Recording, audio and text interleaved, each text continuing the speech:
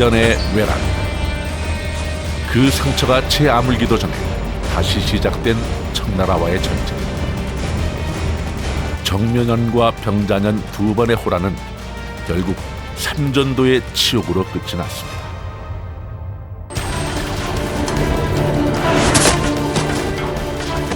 일만의 군사와 50일치의 군량미만 지닌 채 싸울 계책도 없이 성에 갇힌 임금. 처음부터 이길 수 없는 싸움이었을지도 모릅니다.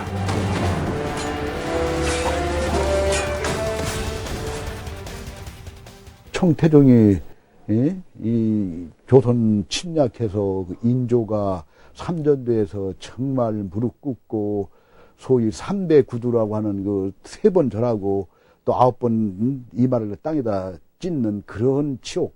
그리고 더군다나 그때만 군신 있잖아요. 그러니까 청태종을 갖다 죽은후 성계하는 그런 치욕스러운 그런 야만인을.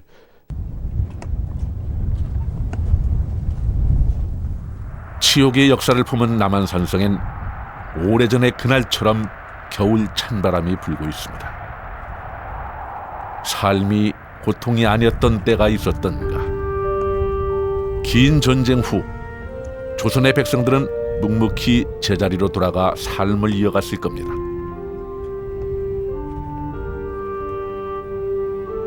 숙명반청. 명에 대한 의리라는 베일을 내세우다 전쟁을 맞은 조선의 사대부들은 어땠을까요? 시대를 읽지 못한 책임, 그래도 다시 세상의 길을 밝혀야 할 의무. 그들은 다시 대의명분 속에서 길을 찾습니다. 17세기 조선은 삶과 죽음, 좌절과 희망이 뒤엉킨 혼돈의 시절이었습니다.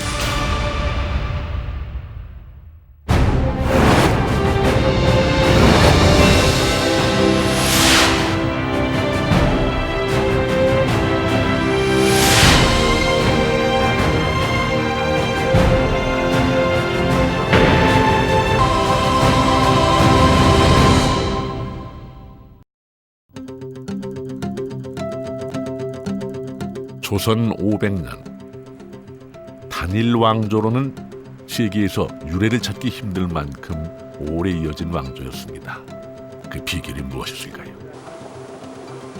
그 긴 시간 조선을 지탱했던 힘은 한마디로 철학이 있는 삶일 겁니다. 조선 500년을 이어온 유학의 힘 말이죠. 지금이야 고루하다, 사회 발전에 독이 된다, 문매를 맞고 있지만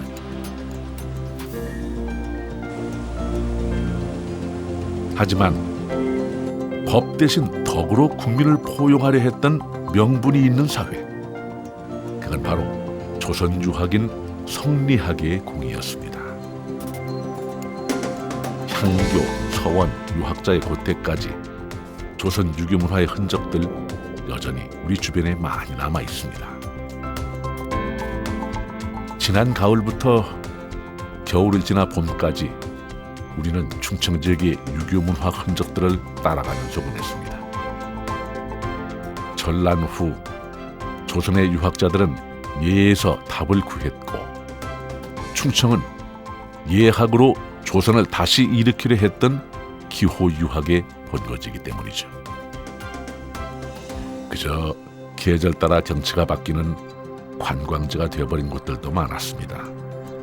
하지만 여전히 그 흔적을 붙잡고 있는 분들도 있습니다. 예약은 우리 인생을 바른 길로 가게 할 수 있는 하나의 큰 대로다. 정말로 우리가 지켜야 할 정통적인 것이 바로 예입니다. 예를 숭상하면은 참 그릇된 일을 하지 않아요. 배려라고 생각합니다. 남을 위한 배려, 어떤 공간에 대한 배려, 그다음에 타인에 대한 배려. 이분들에게 유학은 여전히 부정할 수 없는 가치인 것 같네요. 그런데 조선의 유학이 성리학이라면 예학은 무엇일까요?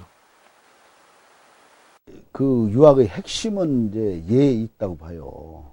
그 사랑이라고 하는 것도 예를 통해서만 완성되어진다고 보는 거거든요. 그래서 인과 예는, 인이 체라고 한다면은 예는 용이거든요. 그러니까 인간의 본래성을 구현하는 가장 현실적 방법이 얘라고 보는 거죠.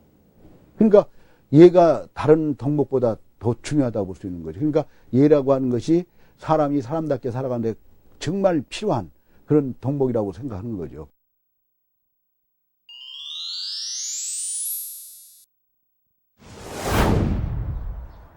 논산 도남서원 안의 숭례사입니다. 예를 숭상하는 사당이라 서원의 중요한 기능 중 하나인 제사를 지내는 곳이군요. 매년 봄, 가을 전국의 서원에서는 자신들이 모시는 선현에게 제사를 올립니다.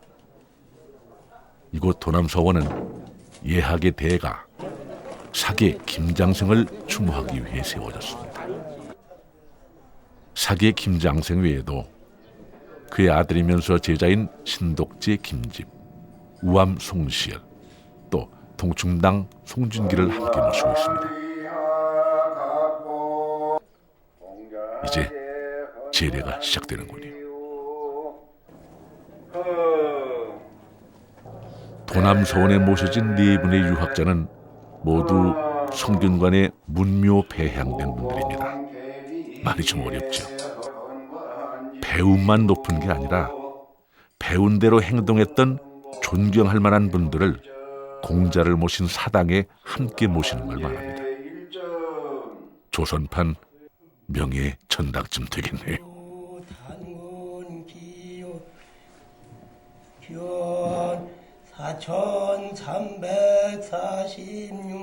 도남서원은 모신 분들이 모두 성균관 문묘에 배향된 보기 드문 서원입니다. 모두 조선 예학의 발전에 큰 역할을 한 분들이기도 하지요. 서원이라고 하면 이제 그 지역의 이제 유지들이 좀 더 이제 수준 높은 인재를 기르기 위해서 그런 교육을 중심으로 하는 기관인데 두 가지 기능이 있었습니다. 하나는 이제 선현을 받들고 그다음에 인재를 양성하는 이제 두 가지 기능이 있었습니다. 그래서 향교와 서원에서 봉양하는 그 위패가 다릅니다. 향교는 서울에 있는 성균관의 위패와 똑같고요. 서원은 그 지역의 유림들이 정한 선현들만 몇 분만 모시는 점에서 다릅니다. 그러니까 서원은 그런 분들을 배우는 그런 점에서 좀 향교와 좀 다른 특징이 있습니다.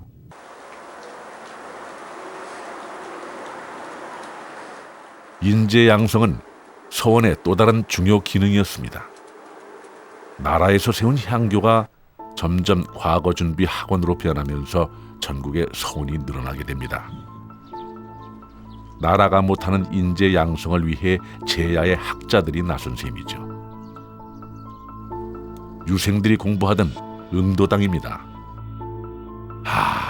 겨울엔 참 얼마나 추웠을까요? 이 차가운 대청마 위에서 책을 읽다니요. 서원은 배움의 장소이자 토론의 광장이면서 도서의 보존 역할을 하는 도서관이기도 했습니다.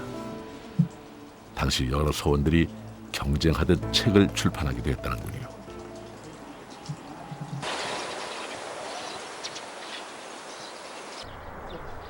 제향과 강학의 장소 서원. 조선의 예학 역시 서원에서 여물어 갔습니다. 훗날에야 서원이 난립하면서 여러 가지 병폐가 생기기도 합니다. 하지만 서원은 본래 학문과 인격을 동시에 갖춘 훌륭한 유학자들을 길러내기 위해 세워진 곳이었으니까요. 조선의 예학은 특히 이곳 충남 논산의 도남서원에서 꽃을 피웠습니다. 예학과 관련해서 충청도 예학과 관련했을 때는 이제 도남서원 같은 걸 예를 들 수가 있어요. 그러니까 도남서원의 설립자나 그게 모였던 학자들이 바로 예론의 중심 인물이었고 호소 예론의 대표자였기 때문에 그래서 이 서원을 통해서 학문을 서로 강론하고 토론하고 또 때로는 저술을 하고 그래서 충청도 도남서원 같은 데서 그 우리나라의 대표적인 예서들이 발간되게 되죠. 이제 그런 역할들을 다 했습니다.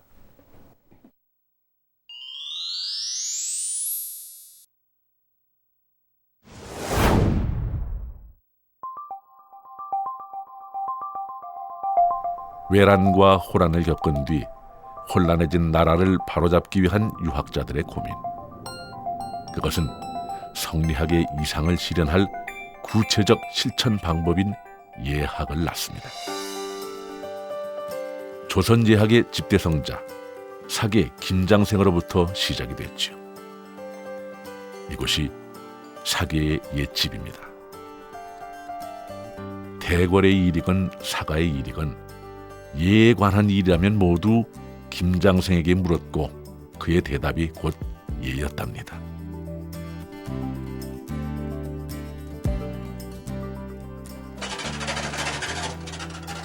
일반적인 사대부의 집과는 다르게 소슬대문도 없는 소박한 집이죠. 하지만 사계의 옛집은 보이는 것 이상의 의미가 있는 곳입니다.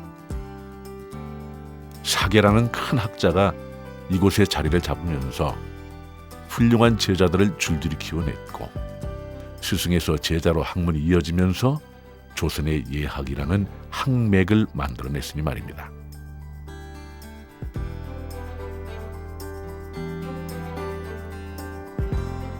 사계의 흔적을 찾아서 충남 역사박물관으로 가보실까요? 사계는 가례, 즉 일반 가정에서 쓰이는 예법을 집대성한 가례집남을 남겼습니다. 가장 방대한 자료를 모은 가례서였지요. 또 그가 정리한 책 상리의 비유는 요즘에 베스트셀러라고 할 만큼 세상에 유행을 했습니다. 그림으로 풀이를 해놓았으니 누구라도 쉽게 보고 따라할 수 있었겠네요.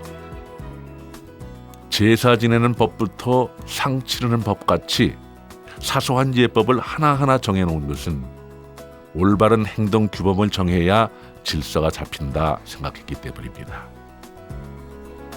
법 대신 예로 가르쳐야 스스로 알아서 행동하는 상식적인 백성이 된다. 그것이 조선 예학의 근본이었으니까요. 기호 유학의 이제 대표적인 분이 이제 율곡 이희 선생인데, 이 지역에 살고 계셨던 그 김괴희란 분이 율곡 이희 선생과 같이 조정에서 활약을 하셨는데, 이분의 고향이 여기 연산입니다. 그 연산이고, 그래서 자기의 아들이었던 그 사계 김장생 선생을 율곡 선생에게 이제 제자로 보내면서 율곡 선생에게서 학문을 전수받은 사계 선생이 이제 낙향해서 이제 이곳에서 이제 그 제자를 길렀는데, 실제로 이제 율곡 이희 선생의 학통을 가장 넓게 펼치신 분이 바로 사계 김장생 선생이시고, 그분이 이곳에 자리를 잡으면서 이제 전국의 석학들이 이제 이곳에 공부를 하러 오게 된 연유가 되겠습니다. 조선 유학의 양대 산맥은 퇴계에서 이어지는 영남의 유학, 그리고 율곡을 잇는 기호 유학을 들 수 있습니다. 이동이 쉽지 않았던 과거, 학맥도 지역성을 가질 수밖에 없었죠.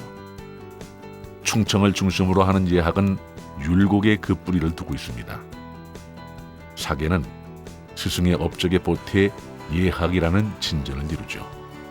신독지 김집, 동춘당, 그리고 동춘당과 학문적, 정치적으로 동지였던 우암, 우암의 제자였던 명제 윤증으로 이어집니다.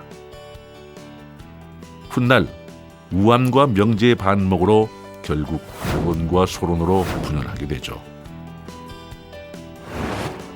논산과 지금의 대전인 회덕을 기반으로 한 학문의 흐름이 17세기 이후 조선 유학의 뿌리가 됐습니다. 특히 기호학파의 예학 연구에는 예문답서라는 전통이 있었습니다. 유학자들이 서로 글로써 묻고 답하면서 학문적 입장을 절충하고 보완하는 과정이죠. 관혼상제에 대한 예문답서를 200년 이상 꾸준히 해온 충청 유학자들의 전통을 바탕으로 영남의 유학자들이 함께 문답으로 교류하는 과정, 이 안에서 조선의 예학이 완성됩니다. 호서와 영남의 예설이 자연스럽게 교류가 되는 거예요. 그러니까 호서와 영남, 기호와 영남을 아우르는 그런 전체적인 이야기 만들어지니까 이것이 바로 조선 이야기라는 거예요. 어느 한 지역만 하면 조선 이야기 아니죠. 그런 얘기죠. 그 중심체적인 역할을 누가 했느냐? 바로 우리 김장생을 중심으로 하는 호서 예약파 이들이 중심이 돼서 그렇게 한 거죠.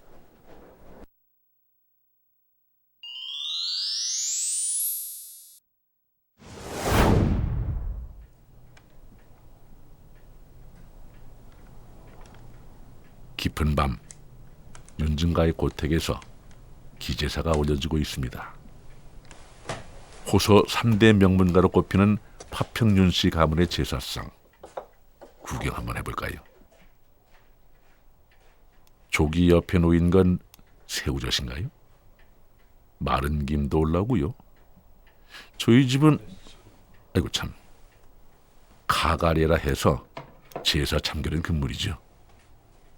오죽하면 남의 제사에 감놔라 배놔라 한다는 말까지 생겼겠습니까? 사실 이 제사상에는 비밀이 있습니다. 바로 이겁니다. 윤증가의 특별한 점. 조리하지 않은 생고기를 올리는 이유는 제사 지내는 사람들을 위한 배려랍니다. 죽은 자를 위해 지내는 제사지만 정해진 제사 음식 조리법 대신 제사 후에 취향 따라 해먹으라는 이댁 선조들의 유지라는군요. 참 합리적이죠. 유세차 개사 3월 16일 절차도 특별한 것은 없습니다. 그저 소박한 시골집 제사 풍경 같죠? 제사야 대대손손 이어질 텐데 혹시라도 형편이 어려운 후손들한테 제사에 부담을 주지 않기 위해서 윤증가에서는 이렇게 간소한 제사상 차림법이 전해 내려온답니다. 저희들이 다른 댁에 비해서 제사상도 굉장히 규모가 좀 작고 그래서 이제 제사 지내는 것에 대해서는 굉장히 그 부담이 사실 적습니다. 뭐 차례상 같은 거는 뭐 더 간단하니까 이루 말할 수 없고 그래도 뭐 요즘에 이제 그런 것들이 자꾸 이제 변절이 돼 가는데 집안에 이제 그런 기준을 만들어 갖고 이제 우리 후손들이 이제 잘 계승하면은 이제 제사 문화도 우리가 이제 시대에 맞게끔 자꾸 이제 변천되지 않을까 싶습니다. 이분이 명제 윤증입니다. 제사상에 떡을 올려 낭비하지 말고 일거리가 많은 음식과 기름이 들어가는 전은 올리지 마라. 그러셨다는군요. 조선의 사람들에게는 세상 모든 가치 가운데서 효가 으뜸이었습니다. 유교사회의 기본 덕목인 인, 즉 사람을 사랑하는 것은 효를 실천하는 데서 시작된다고 믿었던 거죠. 그러니 돌아가신 부모에게 올리는 제리는 예 가운데 으뜸일 수밖에 없었지요. 제리에서 중요했던 건 결코 형식이 아니었습니다. 제사에 담긴 의미, 그 본질이었던 거죠. 근데 조상제사의 목적은 옛 일과 선조를 돌아봄으로써 자신의 뿌리를 잊지 않겠다는데 그 목적이 있습니다. 숭조 보본이 그것이죠. 조상을 숭상하고 근본에 대해서 보답한다. 따라서 여기에는 경애와 친화라고 하는 도덕의식이 내재해 있습니다. 그러니까 홍동백선이 조율시인이 하는 문제는 별 중요한 게 아니에요. 그거는 어디 예서에 나오는 것도 아니에요. 그러니까 그런 자체는 크게 문제 삼을 거 없다는 거죠. 다만 얘가 너무 형식적이고 절차가 복잡하고 또 너무 많은 비용과 시간이 든다고 한다면 그것은 시대의 필요에 의해서 조금 더 간단하게 간소하게 할 수는 있는 거죠. 다만 조상을 모신다는 공경하는 정신 그것만은 분명히 가지고 그 정신이 헤쳐지지 않은 범위에서 조정은 가능하겠지요. 서인과 남인의 지루한 예속 논쟁, 노론과 소론의 분열의 시작도 결국 부모의 죽음에서 시작된 시시비비였습니다. 왕과 사대부의 예가 다를 수 없습니다. 왕위를 계승했다 하나 임금께서 장자가 아니니 장자의 예로 상을 치를 수는 없습니다. 왕과 사대부의 예는 다릅니다. 왕위를 계승하였으니 장자의 예를 갖춰도 무방합니다. 상복을 얼마 동안 입을 것인가를 두고 싸운다. 조선의 선비들이 공리공론만 일삼았다고 비난을 받는 대표적인 사건이죠. 하지만 그 안에는 양보할 수 없는 각자의 철학적 소신이 들어있습니다. 그때 보면 저는 그렇게 봐요. 왕권과 신권의 싸움이었다라고 봐요. 그러니까 이 우암이라든가 동춘당 같은 사람들은 왕도 사대부와 똑같은 인물이다. 인간이다.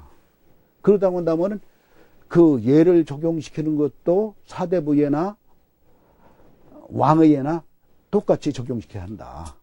그런 입장인 거죠. 그러니까 그 우암의 입장에서 볼 때 왕이란 존재가 어떤 절대 권력을 행사하게 두어서는 안 된다. 그러면 그것을 예로서 갖다가 절제하도록 해야 하지 않느냐 하는 그런 입장이죠.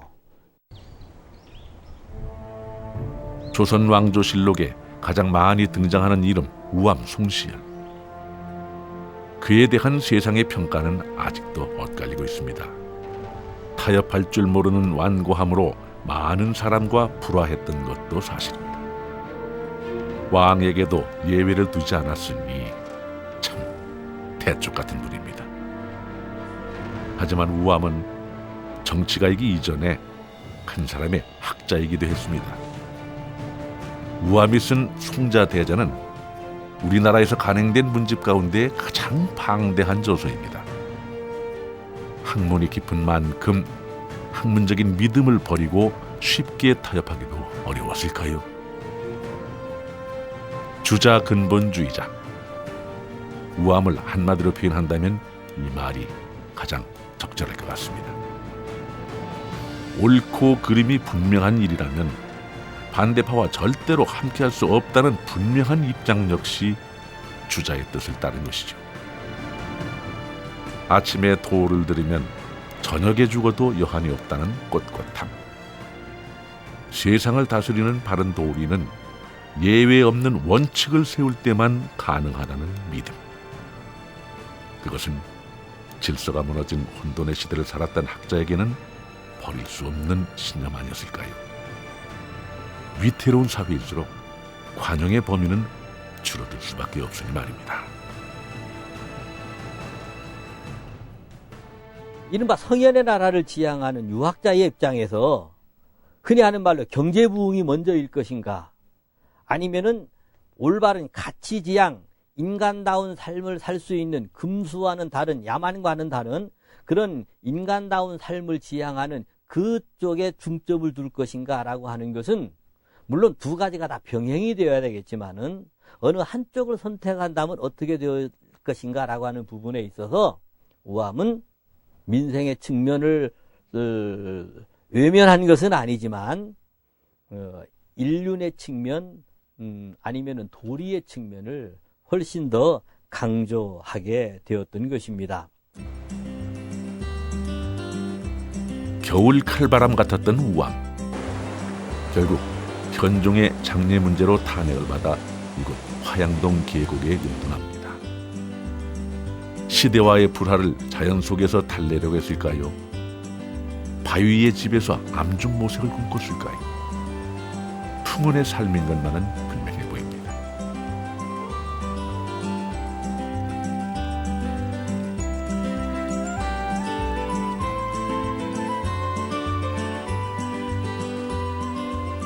겨울이 깊어질 대로 깊어지면 어느덧 봄이 찾아옵니다. 사상이나 철학도 마찬가지입니다.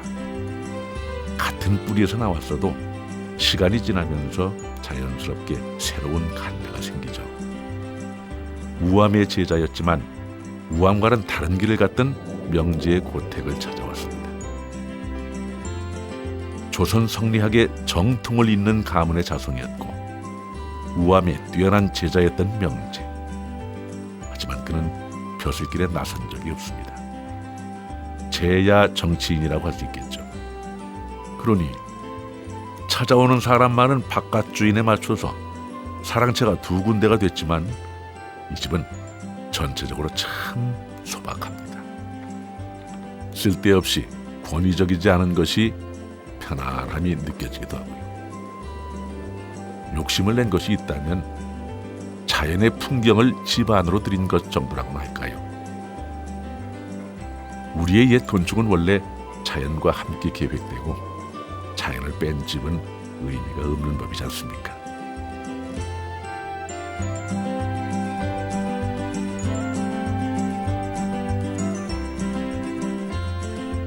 (1700년대에) 지어졌으니 참 오래된 집이죠. 그런데도 그동안의 크고 작은 전란을 피해 온전하게 보존된 이유, 바로 이 야트막한 굴뚝의 답이 있습니다. 6.25 때나 뭐 동학 때도 이제 그런 어려울 때도 별 이제 해를 입지 않은 것들은 늘 그냥 그 우리보다 형편이 어려운 사람들을 배려하고, 그다음에 뭐 저희 집 보시면 이제 굴뚝이 좀 낮은 걸 볼 수 있습니다. 굴뚝이 낮은 그 제일 큰 이유는 우리보다 형편이 어려운 사람들을 배려해서, 그러니까 우리 집에서 굴뚝에 나오는 그 연기만 보고도 우리보다 형편이 어려운 사람들은 오늘 참 맛있는 음식 해먹는 줄 알고 오해를 합니다. 그래서 쉽게 그냥 연기가 밖으로 새나가지 않도록 굴뚝이 좀 낮습니다.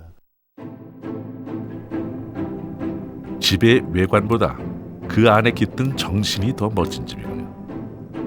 더불어 같이 사는 일의 중요함을 이야기하는 집이니 말입니다. 맛도 색깔도 묵은 횟수도 다르지만 햇빛, 바람 사이좋게 나눠받으면서 맛들어가는 이 장독들처럼 말이죠.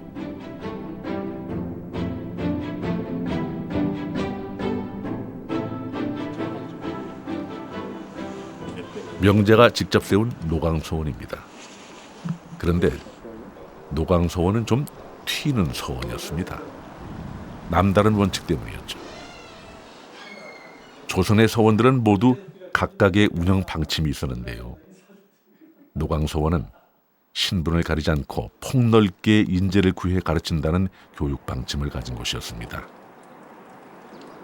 조선의 유학자들, 우리가 생각했던 것보다는 훨씬 유연한 사고를 가진 분들이 많았던 것 같지요. 윤증가의 문중서당인 종학당 역시 마찬가지입니다. 혹시 딱 보기에도 명당의 기운이 느껴지십니까? 이곳이 조선의 입시 명문고쯤 되는 곳이거든요. 이곳에서만 42명의 대과 급자제가 나왔습니다. 파평윤씨 가문이 호세 명문가로 자리 잡은 비결도 종학당 덕분이라고 합니다. 명제의 작은 아버지인 동토 윤순거가 문중의 힘을 모아 세운 곳인데 명제도 이곳에서 학생을 가르쳤습니다. 이곳 역시 중인 신분의 제자도 받아들였으니까 당시로서는 파격적인 일이었죠. 경치 참 좋다. 이런 곳을 배산임수의 터라고 하나요? 대과 급제자를 줄줄이 배출한 곳이지만 벼슬길에 나서는 것이 조선 선비의 최대 목표는 아니었습니다. 벼슬을 하면 죽음을 무릅쓰고 왕에게도 옳은 소리를 했죠. 하지만 초야에 묻혀서도 여론을 이끌었던 사람들이 선비였습니다. 배움을 통해서 이기심을 누르고 예로 돌아가 모두와 더불어 사는 것, 그것이 자신들의 목표이자 책임이라고 믿었기 때문이죠.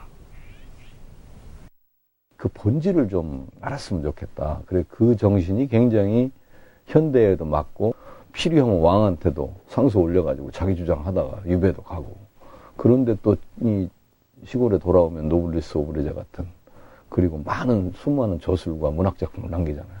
얼마나 멋있습니까?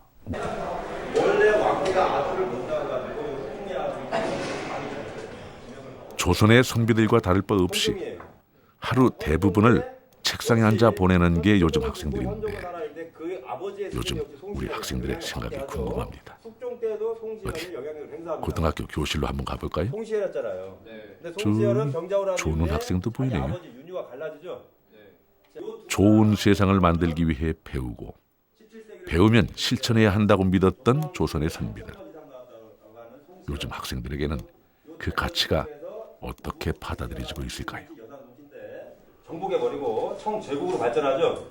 보다 양반 많이 착취한다 하지만 그래도 백성들 위해서 관직에 올라가서 하는 직접 발로 뛰고 하는 양반들도 있기 때문에 그 부분에 대해서 선비보다 양반이 더 긍정적으로 보는 것 같아요.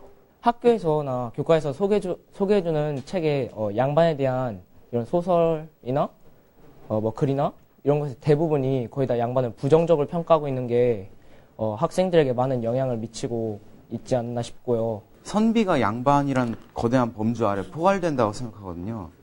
근데 그 양반 중에서도 선비들은 진짜 양반 중에서도 학식이 깊고 그리고 또 그러니까 학문으로부터 얻은 절개나 충정, 효 이런 것을 더 많이 익힌 사람들 같거든요. 그러니까 선비들이 나라가 위기에 처했을 때 앞장서서 나라에 대한 절개를 지키고 우국충정하고 그러는 사람들이라고 생각하거든요. 마지막 학생 마치 교수님이 말씀하시는 것 같았어요. 그런데 우리 학생들은 양반과 선비를 구분해서 받아들이고 있군요. 선비에 대해서는 대체로 긍정적이지만 양반 문화는 부정적인 부분이 있다고 이야기를 하는데 조선의 양반 계층이 곧 글 읽는 선비는 아니었을까요? 왜 양반에 대해서 이렇게 부정적인 이미지가 남게 됐는지 궁금합니다. 우선 일제의 식민사가들이 조선의 선비들에서 굉장히 혹평을 했죠. 그리고 일제시대 우리가 일제강점기에 지식인들이 조선의 당파성이라든가 사대주의라든가 아주 관념, 비현실적인 이런 거를 주장을 하면서 선비들 때문에 망하고 양반 때문에 망했다고 얘기를 했잖아요. 그게 첫 번째입니다.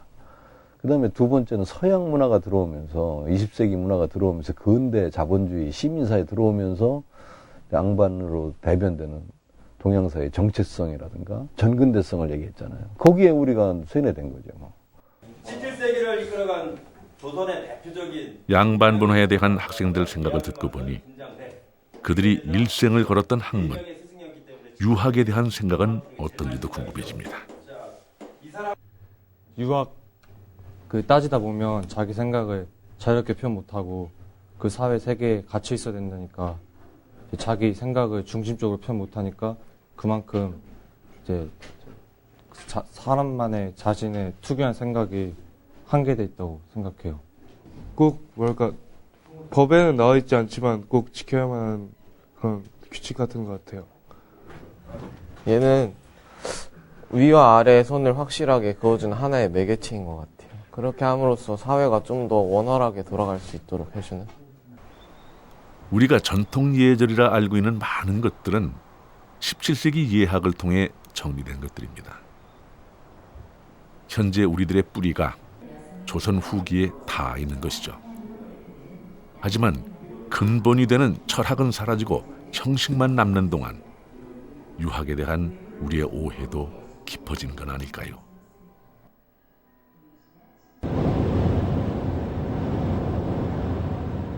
조선 유학의 또 다른 거대 유파인 영남학파의 본고장 안동입니다. 기호학파가 율곡 이이의 적통이라면 영남학파는 이곳에 모셔진 퇴계 이황으로부터 이어집니다.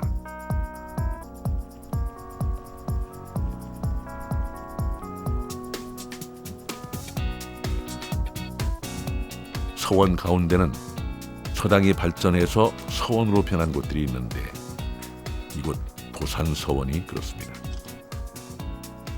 퇴계는 조선을 통틀어 가장 많은 건축물을 남긴 학자로 꼽힙니다. 평생 학문과 집짓기를 같이 했다고 할 수 있을 정도죠. 건물의 설계도까지 직접 그렸습니다. 도산서원 내 도산서당 역시 퇴계가 직접 설계한 곳입니다. 학문이 깊어지면서 퇴계가 짓는 집에도 변화가 생겼다고 하니까 학문적인 깨우침을 집에 옮기기 위해서 계속 새로운 집을 지었던 건 아닐까 짐작해 봅니다. 과거 선비들을 길러냈던 이곳에는 지금 선비문화수련원이 세워져 있습니다. 옛집이지만 여전히 사람들과 더불어 살아있는 공간이라고 할 수 있겠죠.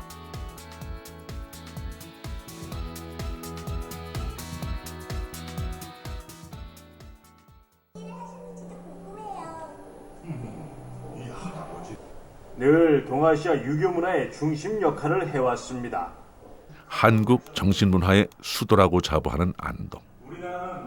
그것은 안동이 오래전부터 유학의 본고장임을 자부하면서 지역의 유교 문화 자원들을 관리하고 활용해왔던 때문일 겁니다.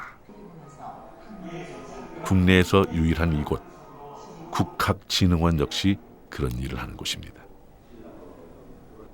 이곳의 유학 관련 유물들은 대부분 기증 유물로 채워져 있습니다. 문중의 유물을 내놓는 게 쉽지 않은 일이지만 안동시가 일찍부터 발벗고 나서서 노력한 덕분이죠. 인근에 있는 그 고택 종가 소유자들이 우리에게 비교적 편안한 마음으로 기타를 하고 계시기 때문에 현재 한 700~800개 문중에서 기탁을 하고 있습니다. 다녀가신 분들이 대체적으로 유교 때문에 나라가 망했는데 라고 생각을 했는데 여기 와서 보니까 유교야말로 이 시대를 살아가는 사람의 도리, 그것을 배울 수 있었다. 참으로 좋은 시간이었다. 전통가옥을 한 곳에 모은 군자마을은 안동의 대표적인 볼거리입니다. 안동댐이 생기던 시절 수몰지구에 있던 집성촌의 고택들을 한자리에 모은 것이죠. 다양한 고택 체험 프로그램을 통해서 지금도 사람들의 출입이 이어지고 있습니다. 오래된 것은 낡은 것이라는 생각 대신 현재에도 공감할 수 있는 부분을 찾으려는 노력, 이런 것들이 모여서 안동이라는 지역의 정체성을 만들어가는 것이겠죠. 안동은 전통문화의 보고라고 할 수 있습니다. 가장 두드러진 특징은 바로 조선 유학의 큰 맥을 형성했던 퇴계학맥이 자리 잡은 유학의 본향입니다. 그래서 여기서는 많은 선비들이 배출됐고, 그래서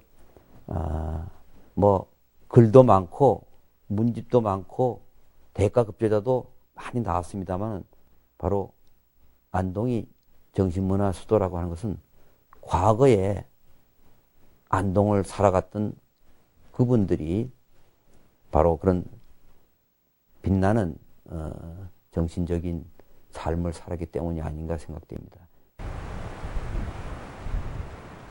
안동에 대한 자부심이 느껴지네요. 그게 바로 과거의 정신문화를 되살려야 하는 중요한 이유일 겁니다.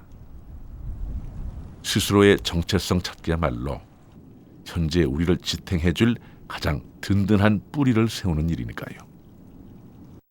충청 유교문화자원이 사실은 대전과 충청북도, 세종시, 충남 이렇게 다 걸쳐 있기 때문에 그런 시도와의 협력을 통해서 유물유적 보존계획, 활용계획, 또 이걸 어떻게 대중적으로 확산해서 정신문화자원으로 활용할 수 있을까, 이런 것들을 계속적으로 연구를 하고 중앙정부에 이것을 계속 알리는 노력을 지금 계속하고 있습니다. 모든 사상과 철학은 시대 상황의 결과로 태어난다고 합니다. 그렇다면 요즘 우리 사회에 불고 있는 인문학 열풍, 어떻게 해석할 수 있을까요? 인문학 강의가 곳곳에서 열리고 인문학 서적들이 서점의 맨 윗칸을 장식하고 있습니다. 인문학 속에서 길을 찾으려는 사람들이 늘어나고 있는 거죠. 우리 삶에도 기둥이 될 철학이 필요한 시간이 된 건 아닐까요? 낡고 시대착오적이라고 버려두었던 우리의 옛 가치, 유학을 새롭게 알려는 움직임도 생기고 있습니다.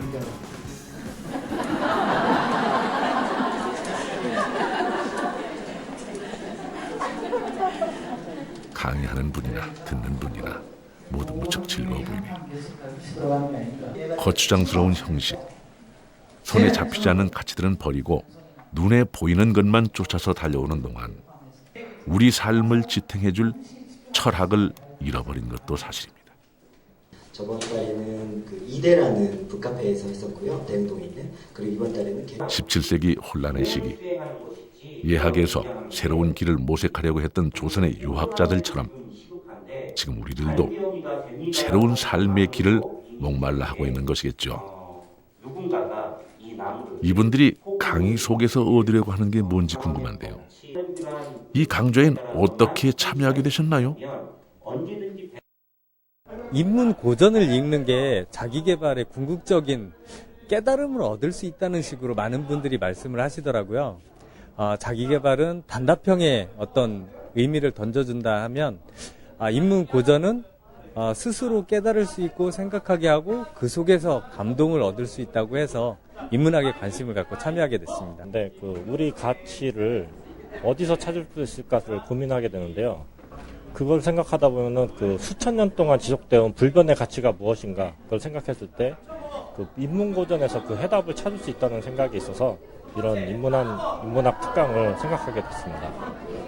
우리가 인문학에서 우리의 앞으로를 미래를 밝혀줄 어떤 지침을 찾아볼 수 있을 거라는 그러한 기대만큼이나 인문학이 또한 그와 같은 로드맵을 제시해 줄 수 있는 여지도 충분히 가능하다고 보고 있고요.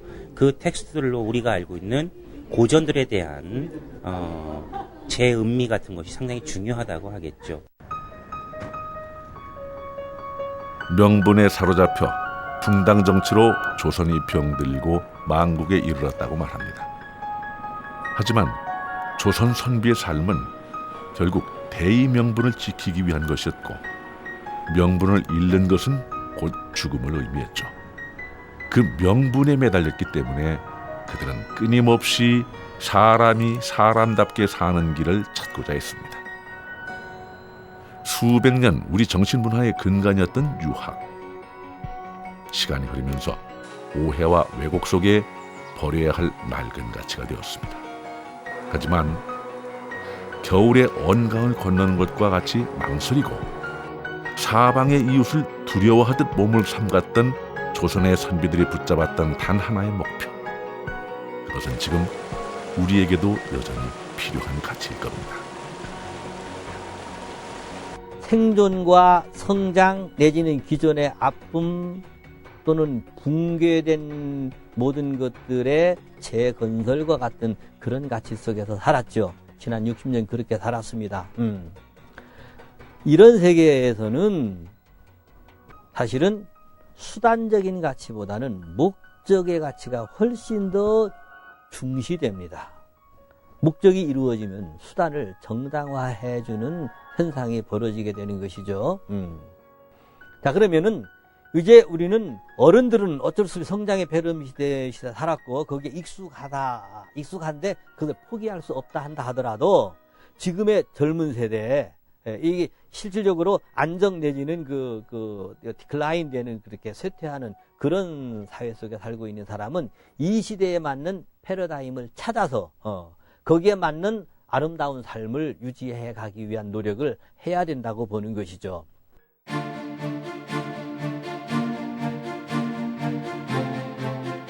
우리가 살고 있는 시대, 과거와는 참 많이 달라졌습니다. 명분을 내세우는 건 변명을 찾는 일이 되고 청빈함은 무능함의 다른 이름이 되었죠. 대신 소비가 미덕인 사회가 되었습니다. 전쟁 대신 경쟁으로 황폐해지고 가난 대신 지나친 풍요로 정신의 허기를 느끼는 시대. 그것은 지금이 바로 우리를 다시 일으켜 세울 때라는 의미일 겁니다. 인간의 선한 본성에 따라 인의를 실천하는 것이 사람의 길이고 그것이 곧 하늘의 길이라고 믿었던 조선의 유학. 지금 우리의 모습과 가장 분명하게 대비되는 것이 유학의 근본 정신이라면 우리가 목말라 하는 새로운 삶의 방식도 유학이 그 답을 줄 수 있지 않을까요? 전통이란 그 가치를 아는 사람들에 의해서 빛나는 보석으로 재탄생하게 되니까 말입니다.